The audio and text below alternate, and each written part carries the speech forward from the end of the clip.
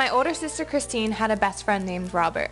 Robert was a skilled athlete, a determined student, and a talented musician. To me, Robert was an older brother. He was loved by everyone he knew and met, so it was devastating to hear the news of his untimely death in May 2010. My sister's world had been shattered, and a year later, she's able to talk about her friendship with Robert and her life without him now.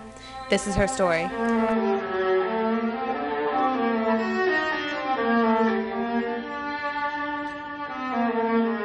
Robert was one of the best people I have ever and will ever meet. He was one of those guys that lit up a room the minute he walked in and made it a lot louder too. He was always yelling or laughing or singing. He just had this way of making everyone around him feel good. He was a loving son and brother, a talented musician and athlete, and my best friend. He was like part of my family, someone that I will never be able to forget. Robert was someone who lived life to the fullest. He was extremely involved at Wootton High School as an athlete running varsity track and cross country all 4 years, an outstanding student participating in the Humanities and Arts program, and as a musician playing violin in his church in a highly elite musical program, and performing with the chamber singers and the Supertonics, an a cappella group.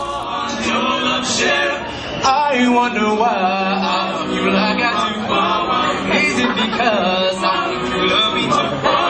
I wonder why I love you like I do. Why? Robert then went on to attend Grinnell College in Iowa for 2 years and quickly became a beloved part of the community, too.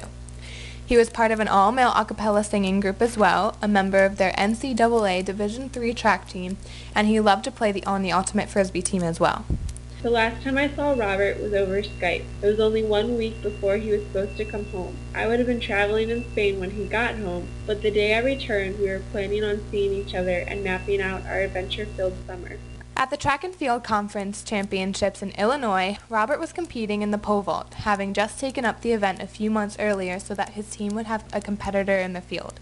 Robert was at his first real competition. His warm-up tries had seemed a little shaky, but he was still determined to compete. Tragically, when he vaulted in competition, he landed awkwardly and skidded across the mat just before hitting his head on the concrete. He suffered traumatic brain injuries and was put into an induced coma for 4 days before being declared brain dead on May 17, 2010. I was having a great time with a sorority sister in Alicante, Spain, when I heard about the accident. I was walking home from grabbing some dinner when I called home to say hello to my family. My mom got on the phone and right away told me that Robert had been in an accident and it didn't look good. At that moment, I just started praying to God that he let Robert live. My mom had told me that his family was reading Facebook messages to him in the hospital, so I sent Robert a long message telling him that he couldn't leave me because he meant way too much to me and everyone else that he had ever met. The memorial service was scheduled for after I returned from my trip, so I was able to stay with Dylan, although it was extremely difficult being away from home. I should have been having such a wonderful time with her, but all I could think about was Robert. Driving home from the airport when I got back to the States, we passed Robert's house, and I just lost it. It was all so surreal.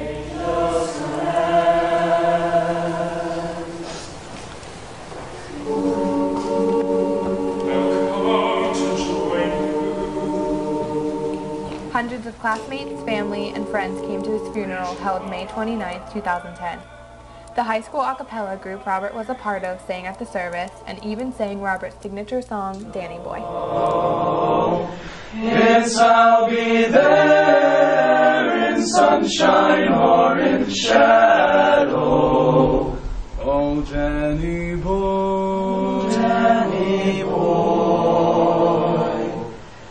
I love you. I am so blessed to have had Robert in my life for the amount of time that I did. He brought so much joy to my life as well as everyone else's around him. I miss him every day, yet Robert's spirit lives on. He donated his organs and was able to save the life of 5 others. Life is so fragile. You never know when it's going to end. Be sure to tell those that you love how much they mean to you as often as possible. I would give anything to be able to tell Robert that I love him again. He lived life to the fullest and was such an inspiration to me, my sister, and all of those he touched. He brought meaning to life. His untimely death was awful, but for those of us who knew Robert, we have all been changed for the better.